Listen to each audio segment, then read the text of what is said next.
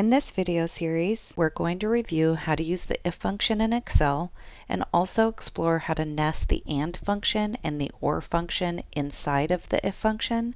So basically, we're creating a function within a function. So just to review, the if function is used to compare data in different cells and then return a statement. In Excel, this is a logical test. Once Excel evaluates the logical test, which is also called a condition, Excel will determine if the condition is true or false. The cool part about this function is that you get to determine the output of the true or false. The output can be a simple yes or no, a true false, or something a little bit more descriptive. In this worksheet, we have a college, we have a list of instructors, their department, and the number of classes they're teaching. But we have now found out that it's recommended that instructors are only assigned 4 classes per quarter. So what we want to do is we want to do an if function that determines whether or not the instructor is over the recommended number of courses. So in this cell, I would like the cell to display over if the instructor has been assigned more than the recommended course load of 4 classes. I'm on the Functions tab. I'm going to the Logical group. I'm going to select If right here. And in this dialog box, the logical test is going to be if this cell right here, so D4, is greater than this cell down here, the value if true would need to say over, and the value if false we're going to leave blank. Now typically if you want to leave the cell blank, you can put double quotes there and it's just going to leave it blank. Before I move on, I do want to point out that I plan to copy this formula down. Now because I plan to copy this formula down and I'm using this cell right here, I need to make an absolute reference to it. So I'm going to click right here next to C21 and I'm going to make sure that's absolute. So I pressed the F4 key, which put the $sign before the C and the $sign before the row 21. I'm going to click OK. So as you can see here, if the instructor is teaching more than 4 classes, the cell displays the word over.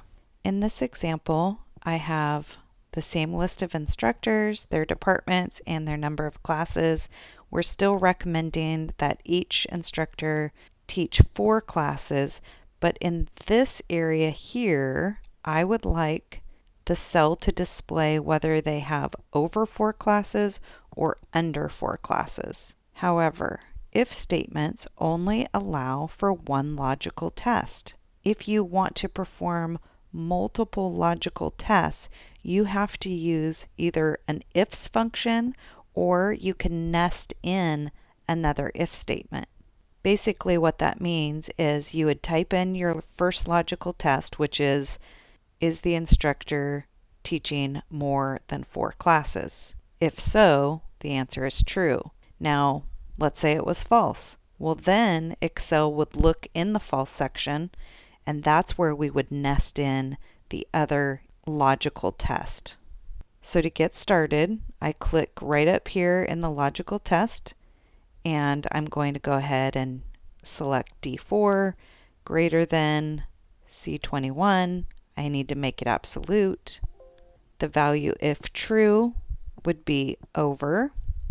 And in this section here where it says value if false, I click there and then I move over here to the name box, and when I click on this drop down arrow, you'll see a list of functions that have been recently used. If the if function wasn't displayed there, I would be able to go into more functions, but it is displayed there, so I click if.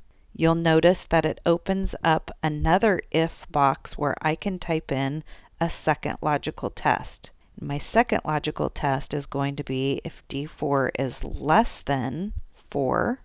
I have to make that absolute. The value if true is going to be under.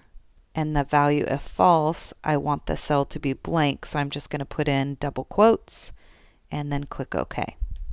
And I'm going to autofill that down, and you can see any instructors that are over 4 classes, it says over. If the instructor is teaching less than 4 classes, it says under. If the instructor has exactly 4 classes, the cell is left blank. Now, if I wanted this cell to say something, I could click up here in the quotations right in the middle there, and I can type equal. And you can see that that means that the number is equal to. I'm going to go ahead and autofill that up. There we go.